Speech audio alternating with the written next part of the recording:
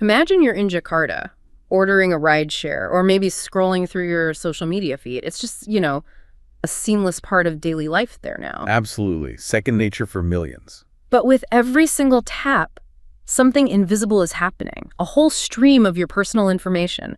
Who you are, where you go, what you like. It's flowing from your phone right across the Pacific and landing in a server somewhere in the United States. And for years, that's just been the quiet price of admission, hasn't it?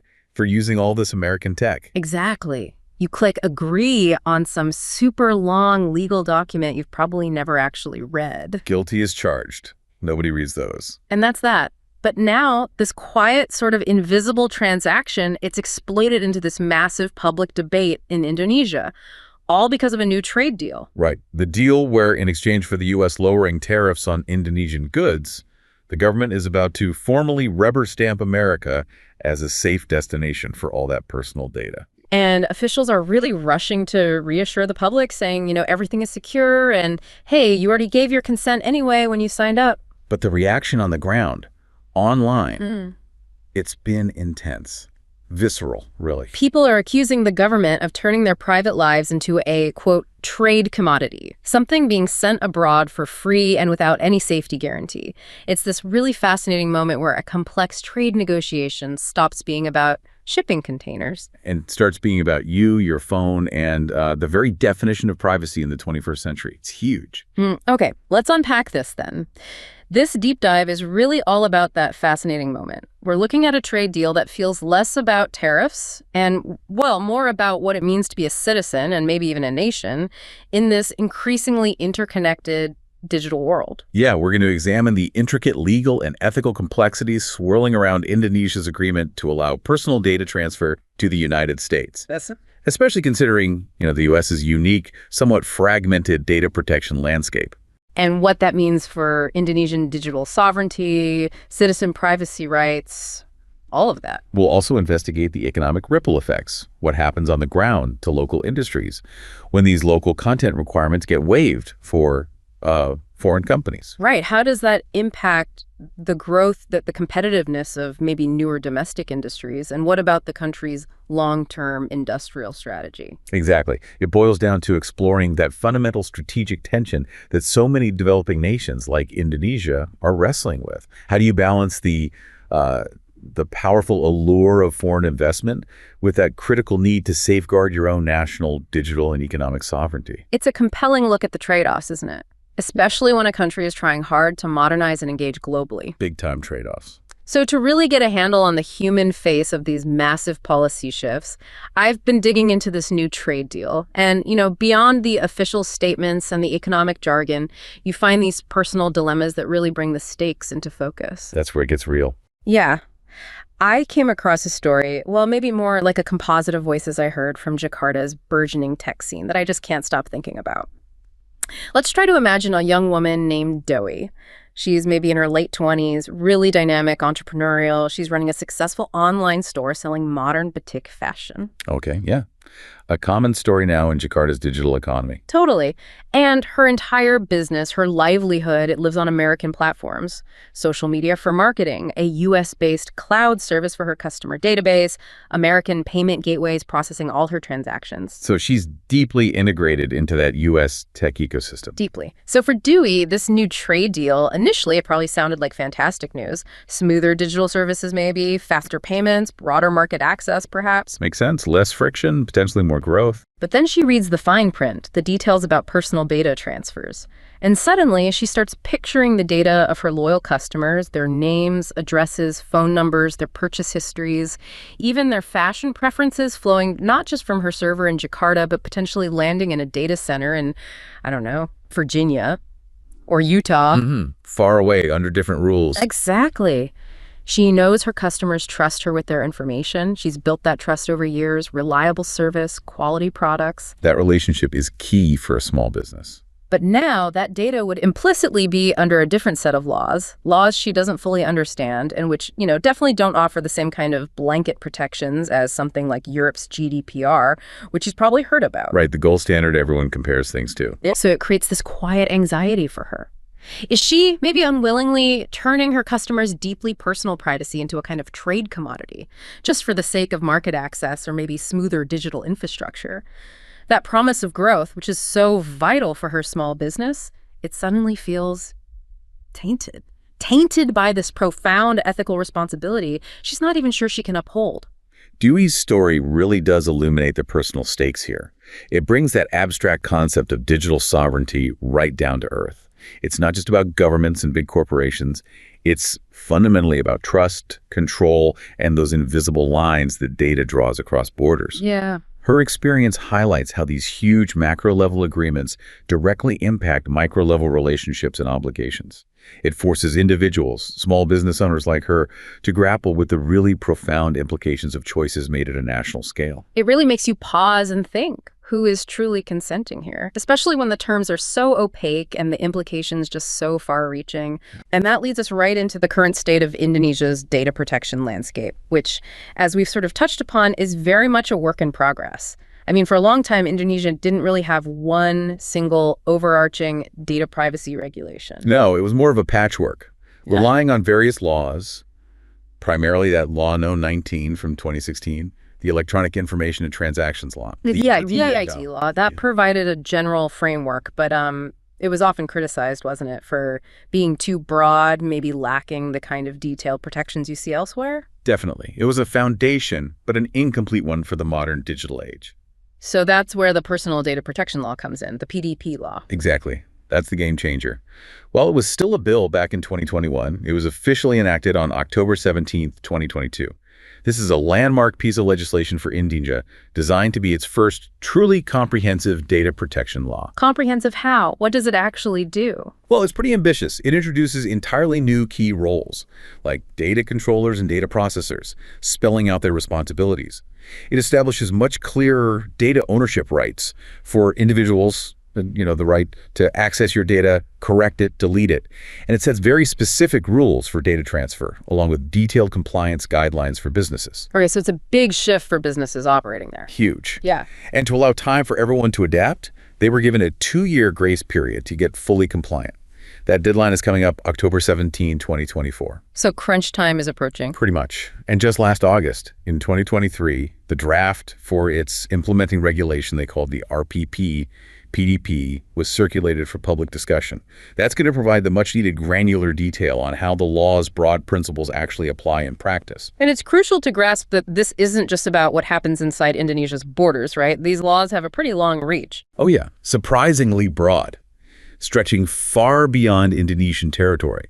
The old EIT law already had some extraterritorial scope if, say, a transaction affected Indonesian citizens. But the new PDP law makes it even more explicit. Much more explicit and expansive. It clearly states it applies to all entities, individuals, legal entities, businesses, even government and public bodies, regardless of whether they are physically inside or outside Indonesia. Wow. So what triggers it then? The key trigger is if their actions have legal consequences within Indonesia, or if they affect Indonesian citizens.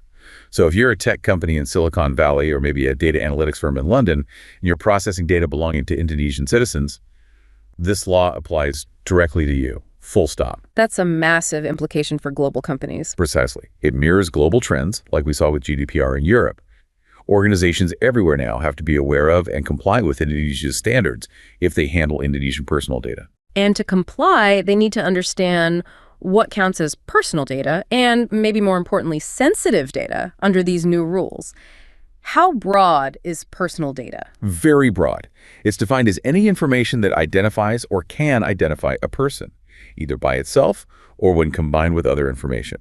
And it doesn't matter if it's collected electronically or not. It's a really sweeping definition designed to capture almost any piece of information linked back to an individual. Okay, pretty standard wide net there. What about sensitive data? That usually gets extra protection. It does, and Indonesia's been evolving its approach here. Older regulations, like one from the Ministry of Communication and Informatics back in 2020, started defining specific private data. That included really personal stuff. Yeah. Health info, biometrics like fingerprints or facial scans, genetics, sexual orientation, political views, children's data, personal, financial data. The really private stuff. Exactly.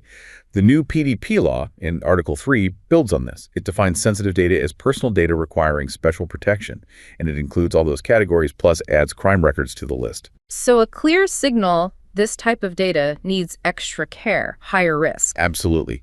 A clear intent to elevate protection for these specific types, recognizing the higher potential for harm if they're mishandled. Which brings us right back to the heart of this whole debate around the trade deal.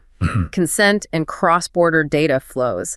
This is where it gets really contentious. It really is the flashpoint. Under existing Indonesian law, whether it's the old EIT law, Government Regulation 71/2019, or that MOCI Regulation 20/2016, getting consent from the data owner, has always been the fundamental rule for processing personal data. And the new PDP law strengthens that. It reinforces it, yeah. Right. It specifically requires valid, explicit approval for one or more specific purposes. This makes it much harder for companies to just rely on those vague, blanket consent clauses buried deep in the terms and conditions nobody reads. Explicit consent for specific purposes. That sounds much stronger. It is, although it's important to note there are exceptions. Ah, okay. Like what? Well, that Government Regulation 71/2019, for example, does allow data processing without explicit consent in certain very specific situations, like if it's absolutely necessary to fulfill a legal obligation, or crucially, to protect the vital interests of the data subject themselves.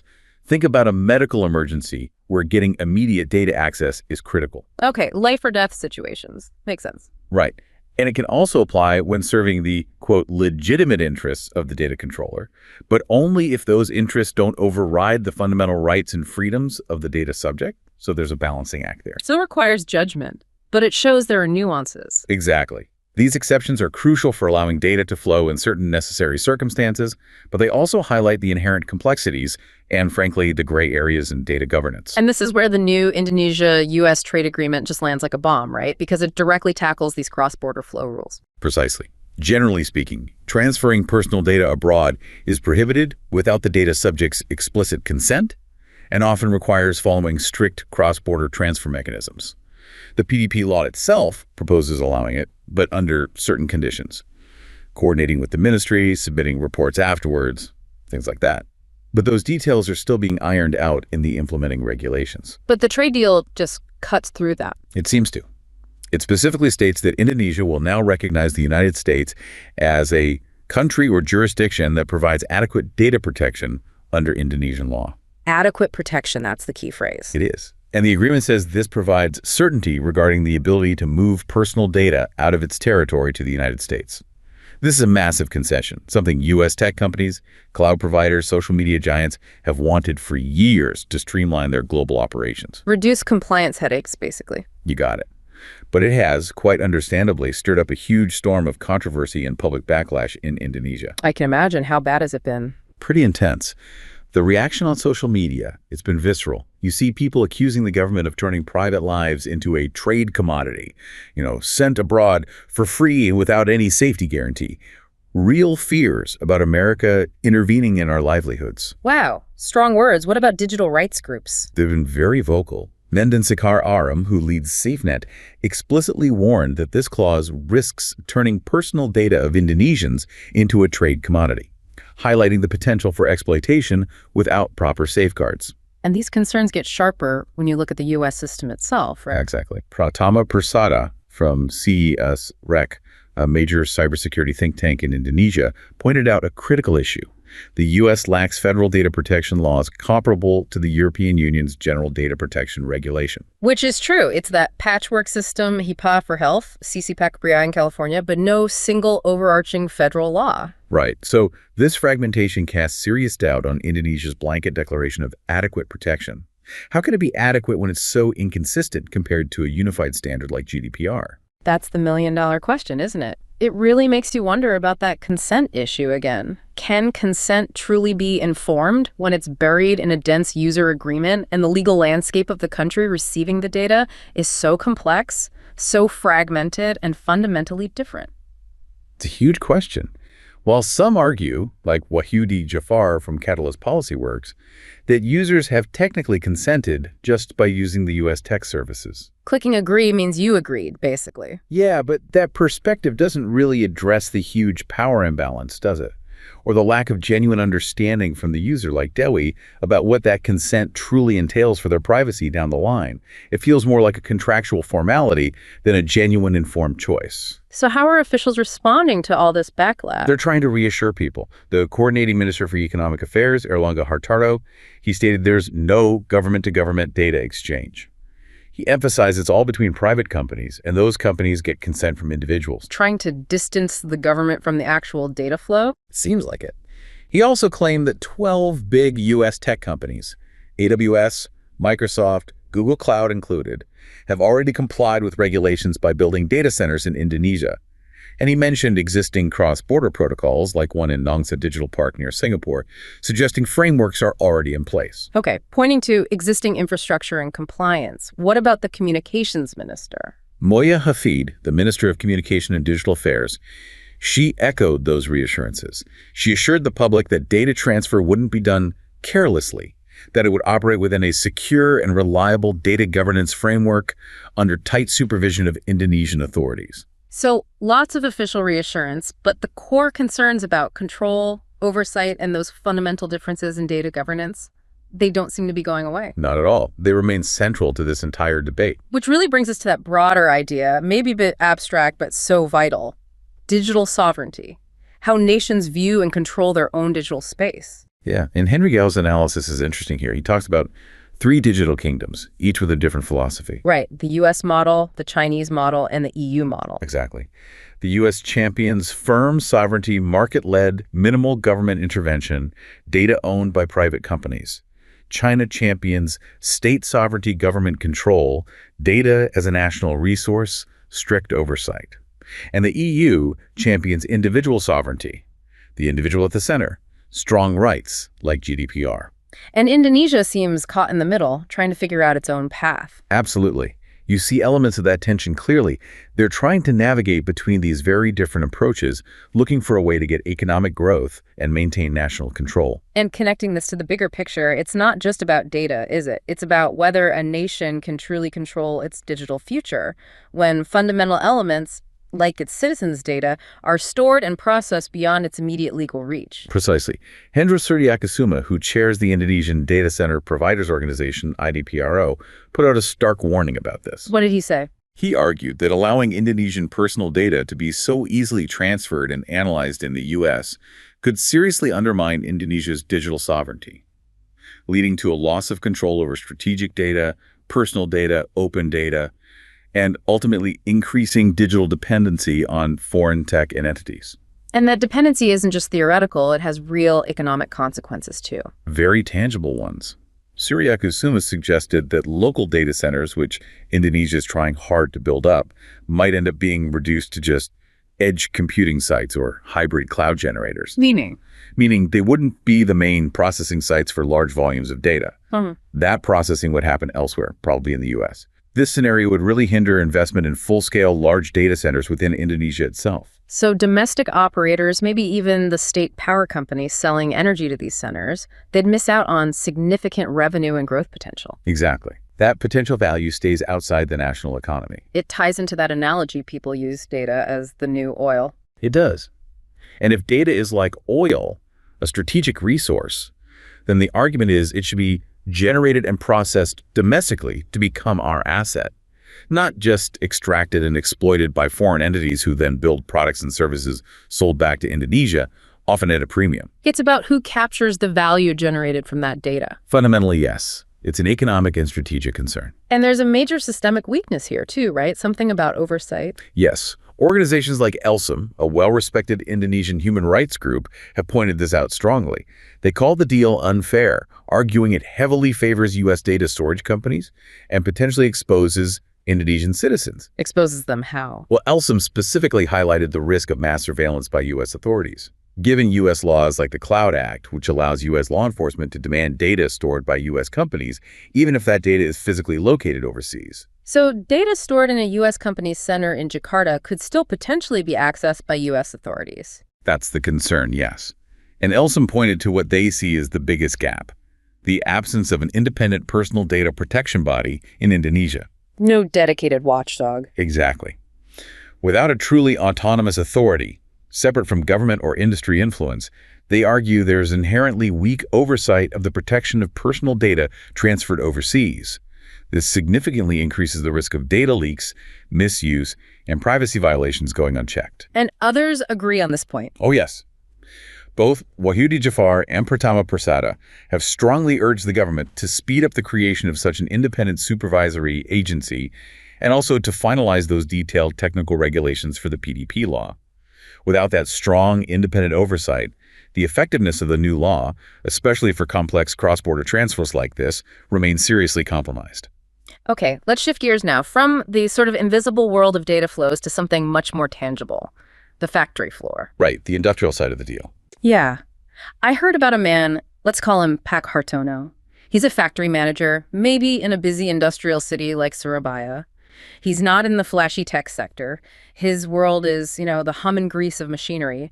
His factory makes high-quality rubber and plastic components, things like gaskets, casings, specialized parts, crucial inputs for bigger products. The backbone stuff. Exactly. And for years, his business has done well, partly because of local content requirements, LCRs.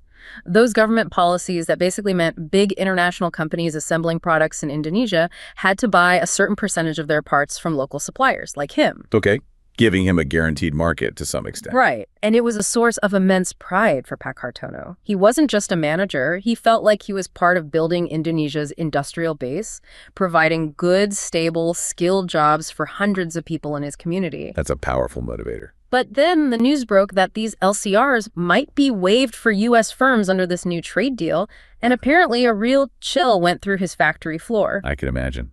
Uncertainty hits hard. He starts imagining a future where, say, a massive American electronics company, maybe a key client for his high-quality parts, just finds it cheaper and easier to import everything directly from their global supply chain.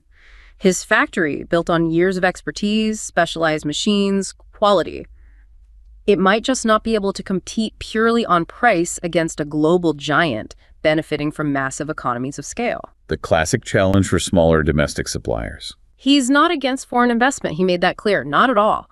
But he fears this concession isn't really about partnership. It's about potentially being sidelined or maybe even hollowed out in his own country's industrial development story. Pak Hartono's story really forces us to confront that critical question again, doesn't it? What's the ultimate goal of foreign investment for a developing nation? Is it just about attracting capital, which is vital, of course? Or is it also about cultivating a nation's own capacity, the ability to innovate, to build, to produce, and to employ its own citizens in good jobs for the long run? Exactly. These are the deeper implications behind policies like local content requirements, these LCRs. So let's break down LCRs a bit more. We've said they're government policies requiring a certain percentage of goods or services to be sourced domestically, like a buy local policy on a national scale. Right, and they can be mandatory, you must hit a certain percentage, right, or they can be incentive-based, offering things like tax breaks or maybe preferential treatment in government contracts if you choose local suppliers. And Indonesia has a really long history with these, right? Going way back. Oh yeah, a long and fascinating history. All the way back to the Benting program in the 1950s, right after independence, which aimed to promote indigenous entrepreneurs. And it continued after that. Did, for decades. Yeah. There was the deletion program from the mid-70s to the early 90s.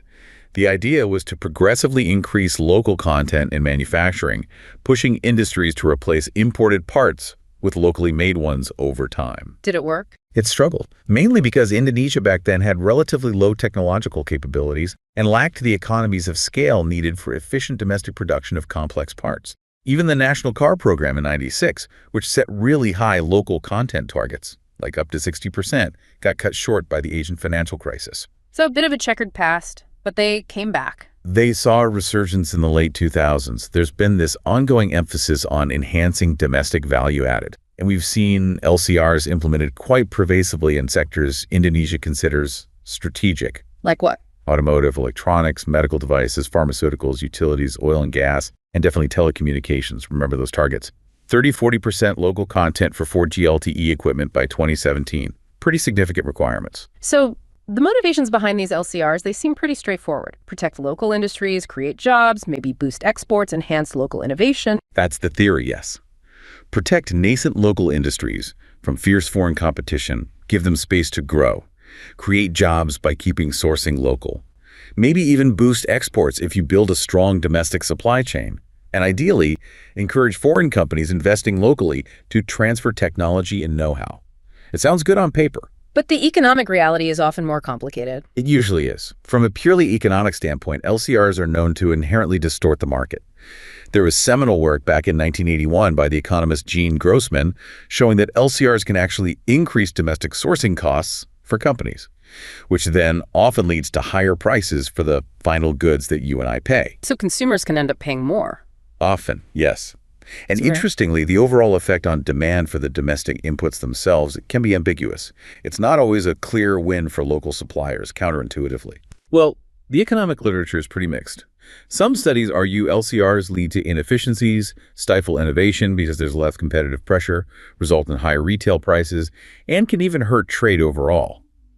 Others suggest there can be potential welfare gains, but only under very specific conditions. Like what conditions? Like maybe if the gap in manufacturing capability between domestic and foreign suppliers isn't too big to start with, or if the policy is really cleverly tied to specific learning processes that genuinely foster local innovation and tech transfer.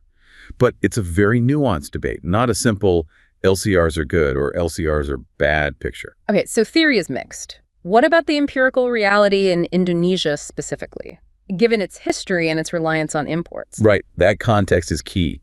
Indonesia's manufacturing sector has historically been quite dependent on imported inputs, capital goods, intermediate components, raw materials. This has always worried policymakers trying to build up domestic industry. But wasn't there a counterintuitive finding about imports and growth? Yes, that's striking. Indonesia's export growth and its overall GDP growth are actually positively correlated with the growth of its imported intermediate inputs. So importing more parts is linked to exporting more finished goods and growing the economy. It strongly suggests that. It implies that to export competitively and grow, Indonesian industries often need access to the best and most affordable components from the global market, rather than being restricted solely to domestic alternatives, which might be higher cost or lower quality. Access to global supply chains seems crucial for their performance. That's a powerful correlation. So there was a big study looking at this, right? Analyzing data from 2004 to 2020. What did it find about LCRs and imports specifically? Okay, so the study found that overall, LCRs are only weakly and positively associated with Indonesia's total imports, meaning they don't significantly reduce imports across the board. Not a huge impact, though. But here's the critical detail. LCRs, specifically on high-tech products, are strongly associated with an increase in imports of those high-tech products. Wait, an increase? How does that work? It indicates that despite the LCR rules pushing for local sourcing, Indonesia still crucially needs to import sophisticated high-tech components because the local capability to produce them just isn't there yet, or takes significant time and investment to develop. So LCRs aren't effectively reducing import reliance for these advanced goods. If anything, they might inadvertently push companies to seek out higher-tech imports that aren't readily available locally, even while they face pressure to localize other parts. That is fascinating. So LCRs aren't necessarily helping reduce reliance on foreign high-tech. What about the other goal, boosting exports? Are they making Indonesia more competitive globally? Unfortunately, the study found basically no empirical evidence that LCRs are effective in promoting an export-oriented strategy or boosting Indonesia's general exportability. None. None. In fact, there's a strong indication of a loss in long-run export competitiveness. A loss? How? For certain product groups, think downstream manufacturing or high-tech products, LCRs were associated with higher export volume, meaning more units shipped out. Okay, that sounds good. But significantly lower export value on average. So selling more stuff, but cheaper stuff. Exactly. It suggests a potential shift towards lower value exports, or maybe a reduction in overall quality or efficiency in the long run. Perhaps because the protected domestic inputs used are more expensive or lower quality, making the final Indonesian product less competitive on the international market in terms of price or features. That's a real red flag, isn't it? For a country trying to move up the value chain, not down. What about resource allocation inside Indonesia? The study found clear signs of domestic resource reallocation. Products that are heavily linked to LCR sectors, meaning they're used as inputs for industries with LCRs, showed both fewer imports and fewer exports. So resources are being pulled away from international trade. That's what it suggests. Resources within Indonesia that might otherwise be used for international trade, especially for exports, seem to be getting redirected domestically just to satisfy these LCR requirements. And the implication of that? The implication is profound. While LCRs might aim for good things like local job creation or nurturing specific industries, those benefits might be coming at the expense of reduced export growth and potential in the long run. It's that classic economic trade-off. So policymakers really need to weigh this carefully. Very carefully, considering both the big macro picture and the micro effects on firms like Tonos.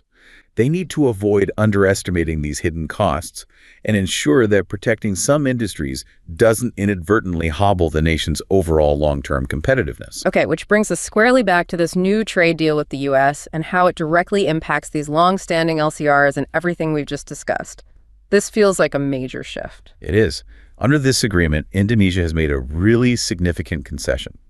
It's agreed to exempt U.S. companies and goods originating from the U.S. from its local content requirements. Exempt them completely. That's huge for industries that have relied on these protections, like Tonos factory. It's a very big deal. And we have specific examples. Take the medical devices sector. Medical devices made by U.S. manufacturers will now be exempted from what the agreement calls burdensome certification and labeling requirements. Instead, Indonesia has agreed to simply accept U.S. Food and Drug Administration, FDA certifications, and other U.S. marketing authorizations. So basically, if it's approved in the U.S., it's good to go in Indonesia. That seems to be the gist for U.S. medical devices. It dramatically streamlines market access for U.S. firms, cuts their red tape, reduces costs, but simultaneously it creates immediate and direct concerns for Indonesia's own domestic medical device manufacturers. We've been operating under that LCR umbrella. Exactly. They've been nurtured under that framework, and now they face direct competition from established U.S. giants without that previous protective buffer. And are those domestic companies speaking out? Oh, absolutely, and very loudly. Randy Tigu, who chairs the Indonesian Medical Device Ecosystem Development Association, said point blank that relaxing this rule could make investors less confident in investing in the national medical device industry. It's seen as a direct threat to the viability of these homegrown industries. And it raises bigger questions too, right? About policy credibility. Definitely. Aryo Irhamna, a researcher from the Institute for Development of Economics and Finance, warned about this. He argued that giving this special treatment just to U.S. investors could trigger demands for similar exemptions from other foreign investors, say, from Europe or Japan. If the U.S. gets this deal, why can't we? Precisely. He warned it could cause the government's credibility to plummet, making Indonesian policies look unreliable or easily swayed by pressure from one specific country. That could actually deter future investment from other nations who feel they aren't getting a level playing field. So what's the government's justification for making this concession? Well, Fithur Faisal Hastiati from the Presidential Communications Office put forward the argument pretty clearly. He said the exemption would significantly boost U.S. foreign direct investment, FDI. The claim is that the local content rule was hurting market competitiveness and acting as a barrier to U.S. investment. Remove the barrier, more U.S. capital and technology flows in. That's the pro-liberalization argument. It is. But Aryo Irhamna countered that, saying simply removing the rule isn't enough. He pointed out that Indonesian industries often lack the technological innovation needed to compete head-on. He implied you need to address those deeper issues of domestic industrial capacity and competitiveness more broadly, not just remove trade barriers and hope for the best. It's a fundamental debate about the best paths for economic development. So pulling this together, this LCR part of the deal, it's not just about tweaking regulations. It's a real strategic gamble, isn't it? Absolutely. Indonesia is betting that opening up its markets this way, specifically for the U.S., will genuinely lead to more high-quality foreign investment, spur domestic innovation through competition, maybe technology transfer. But the risk. The risk is significant. It could simply sideline established domestic industries like Tonos. It might hinder the nation's own long-term industrial development by exposing these firms to intense global competition before they're really ready, or maybe without enough support to help them adapt and upgrade. It's a fundamental question of how you manage your growth trajectory as a developing economy. Okay, finally, let's pull back and think about the overall strategic picture here. The big decisions being made. I try to imagine the perspective of someone inside the system, someone actually grappling with these incredibly complex choices day to day. Yeah, the view from the inside must be tough. Let's imagine someone, let's call her Ibu Indah. Maybe she's a mid-level civil servant in Jakarta's Ministry of Trade. She's sharp, educated abroad, a patriot who really believes in Indonesia's potential on the world stage. Okay. Committed, wants the best for her country. Exactly. And every day, her desk is just piled high with conflicting reports, competing demands. On one side, she sees these glowing projections from economists, charts showing a big jump in U.S. foreign direct investment if the deal goes through, promises of job creation, technological advancement, a boost to GDP. This is the modern, prosperous future she genuinely wants for Indonesia. It's the vision she works toward. The upside potential. But then, on the other side of her desk, she reads the internal summaries.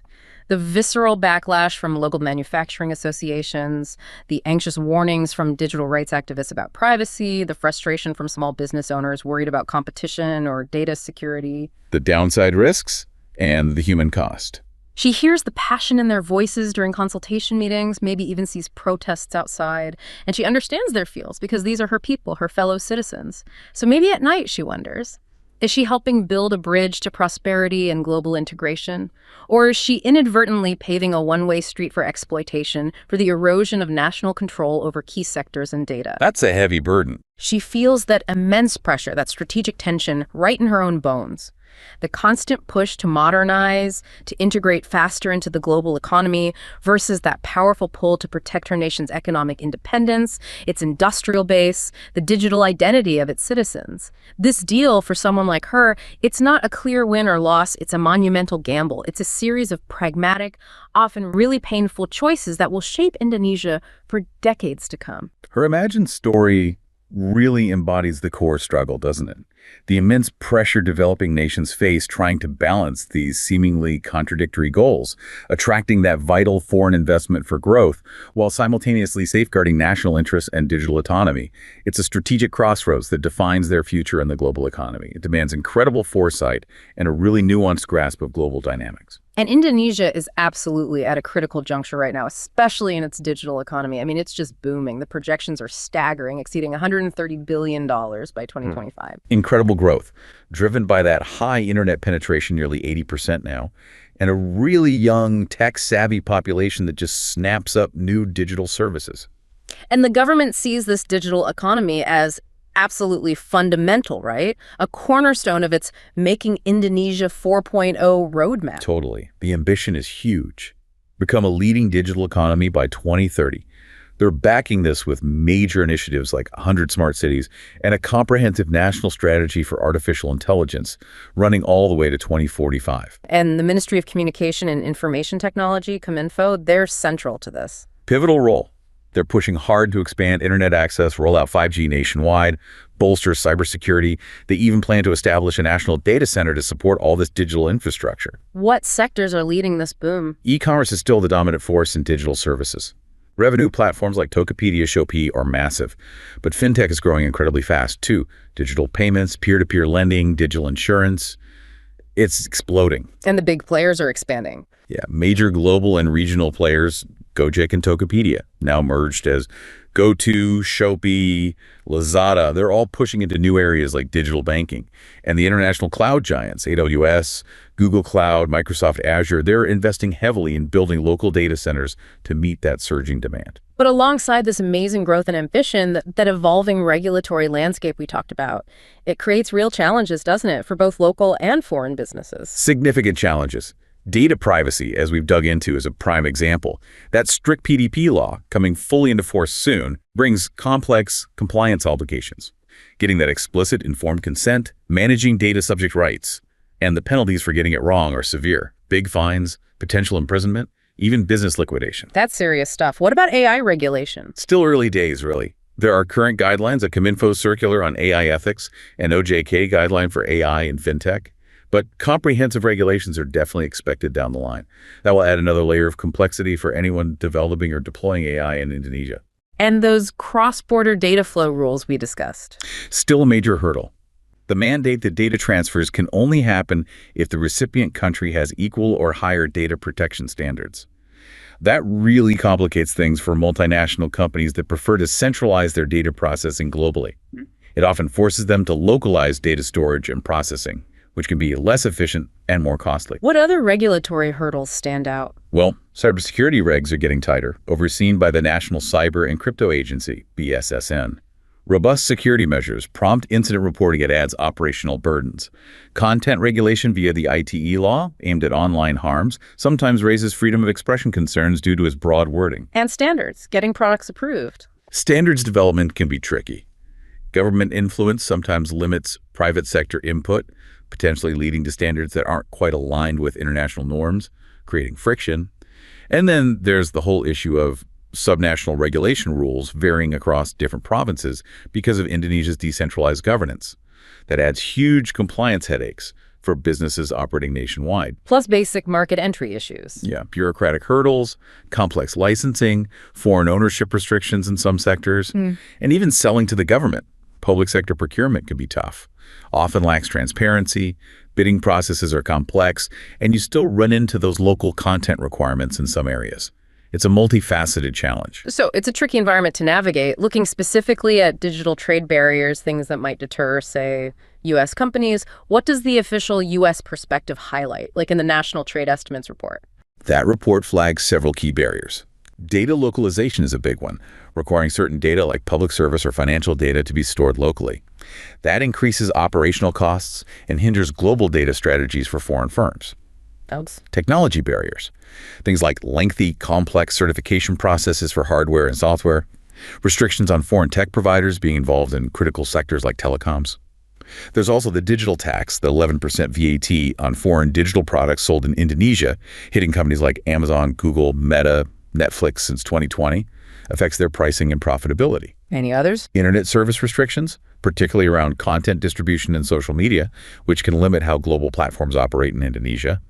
And finally, the report mentions a potential third country bias or influence, suggesting that sometimes trade policies might favor companies from countries with particularly strong bilateral ties, potentially disadvantaging others like U.S. firms, even if they're competitive. So putting all this together, the growth, the ambition, the complex regulations, the trade barriers, it really paints a picture of Indonesia grappling with that core question, doesn't it? Absolutely. How do you navigate this incredibly intricate digital landscape? How do you balance that undeniable desire for rapid growth and crucial foreign investment with the equally vital need to protect your own digital sovereignty and your citizens' data? It's a strategic tightrope walk, truly, with huge consequences riding on every step. But it's definitely not all barriers and challenges. That digital transformation creates enormous opportunities too, right? Things foreign investors are really keen on. Oh, absolutely. Huge opportunities. There's massive demand for those cross-sector enabling technologies, advanced communications like 5G and fiber optics, essential for everything else. Advanced computing, high-performance computing, cloud, edge computing as everyone digitizes. What about sensing tech, IoT? Big growth there too. Advanced and network sensing tech, like Internet of Things devices and systems for smart cities, which Indonesia is actively pursuing. Human-machine interfaces, cutting-edge AI solutions across various industries. Even nascent areas like quantum computing and open radio access networks, ORAN, are showing significant future potential. And the basics, ICT. Still fundamental and growing. The core information and communication technology sector remains robust. Ongoing investment in internet access, especially reaching remote areas, and those critical subsea cables needed for international connectivity. All vital. And within specific industries, where are the hotspots? Quantum technologies, long-term potential maybe, but driven by security needs. Fintech is absolutely booming. Digital payments, P2P lending, cross-border QRS, making payments seamless across ASEAN. That's huge. Cybersecurity, massive demand as the digital economy expands solutions, services, training, everything. IoT and smart cities. Driving considerable demand for connected devices, sophisticated platforms for smart transport, energy management, public services. Software and digital services generally are growing rapidly, fueled by cloud adoption and enterprise software needs. And telecoms, of course, remains a key investment area with ongoing infrastructure build-out across the archipelago. These are all really high-growth areas showing Indonesia's massive digital potential. And for businesses looking to get involved, those trade events are key. Definitely. Participating in events like the Indonesia Digital Innovation Conference and Expo, the Smart City Expo Indonesia, or the annual FinTech Festival Indonesia, They offer invaluable networking, a chance to understand the regulatory landscape firsthand from people on the ground and spot emerging trends. Crucial for anyone serious about the market. Which brings us maybe to the broader context for all these decisions. That age-old pendulum swing between free trade and protectionism, a tension that nations like Indonesia are constantly navigating. Yeah, it feels like we've seen that pendulum swing quite dramatically. Post-World War II, the trend was clearly towards freer international trade, right? Lowering tariffs through global agreements, big regional deals like NAFTA or the EU single market. Absolutely. That was the dominant philosophy for decades. Reducing barriers, promoting cross-border commerce. But in recent years, it feels like the pendulum has swung back pretty hard towards protectionism. Why is that? It's complex. In high-income countries, there's growing concern about manufacturing job losses, rising inequality, supply chain vulnerabilities, especially highlighted by the pandemic. So governments feel pressure to protect domestic industries and jobs. And we've seen concrete examples. Lots of them. U.S. tariffs on various goods. China's big Made in China 2025 push for technological self-sufficiency. Even resource-rich countries like Indonesia or Zimbabwe banning exports of raw materials like nickel or lithium, trying to force downstream processing domestically rather than just shipping out raw commodities. The goals are usually stated pretty clearly. Shield domestic industries, safeguard jobs, national security maybe. Exactly. Shielding local firms, protecting jobs, promoting national security by reducing reliance on foreign goods in critical sectors, defense, energy, medical supplies.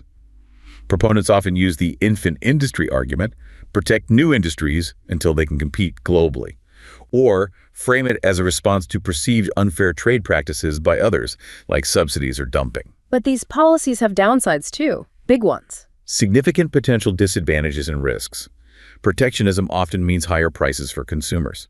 Tariffs and quotas make imports more expensive, and domestic producers facing less competition might raise their prices too. So the average person pays more. And the risk of retaliation, trade wars. That's a major one.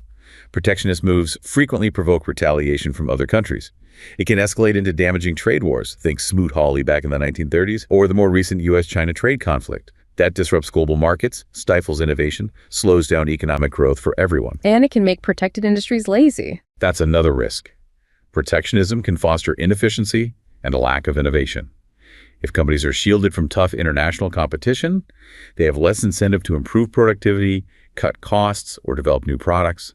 They can become complacent. So for Indonesia, applying this back to the LCR debate, while the goals might be noble jobs, industry development, the data suggests it's a really tricky balance. It is. The empirical evidence shows mixed impacts at best. Overly restrictive LCRs could actually harm overall firm performance, productivity, and crucially, export capabilities, precisely because so many Indonesian industries still rely heavily on imported inputs for advanced manufacturing. So it requires a delicate touch. Very delicate. Policymakers need to target any LCRs very carefully, monitor their effectiveness constantly, and probably avoid overly restrictive or very long-term implementation that could end up stifling growth and competitiveness in the name of protection. It really underscores that every nation, doesn't matter if it's a developed economy or an emerging one like Indonesia, is constantly grappling with this fundamental tension, global integration versus national self-reliance. Absolutely. They're making choices every day that profoundly shape their economic future and their place in the global order. It truly is a constant tightrope walk. And for Indonesia, given its massive potential, its digital ambitions, its industrial aspirations, the stakes couldn't be higher. We've certainly taken a deep dive today into Indonesia's new trade deal with the U.S. We've tried to unpack those complex layers, the data privacy concerns, the impact on local industry, and that fundamental strategic tension between integrating globally and protecting national sovereignty. It really is a story where every digital tap, every policy decision has these profound real-world consequences. Consequences for individuals like Dewey and Pak Hartono, and for the entire nation's future. It makes you think, doesn't it?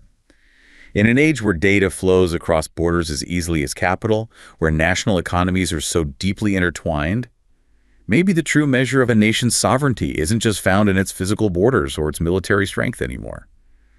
Maybe it's increasingly about its ability to effectively govern its own digital space and to genuinely nurture its own economic capabilities, its own industries, even when faced with the powerful allure of foreign investment and the relentless pressures of global trade. A lot to consider there. Thanks for joining us on this deep dive.